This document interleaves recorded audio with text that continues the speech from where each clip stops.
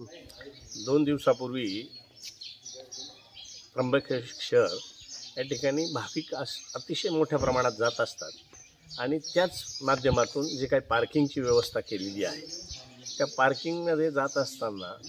लोकशाहीचा चौथा स्तंभ म्हणजे पत्रकार असं जे काही आपण म्हणतो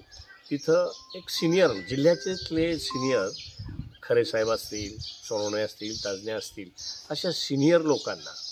ज्या वेळेला अशा पद्धतीनं जे काही कृत्य केलं ते अतिशय निंदनीय गलिच्छ स्वरूपाचं त्या ठिकाणी ते कृत्य झालेलं आहे। परंतु यावरून एक लक्षात येतं की जेव्हा अशा एका शून्य पत्रकारांवर असा हल्ला होतो तर सर्वसामान्यांची रोजची अवस्था किती दयनीय असेल। बाहेरून येणारे जे भाविक आहेत ते आपल्या इथला काय आदर्श घेऊन जातील अशा पद्धतीचं कृत्य करणं कोणालाही शोभनीय नाही। मी शासनाला अशी विनंती करेन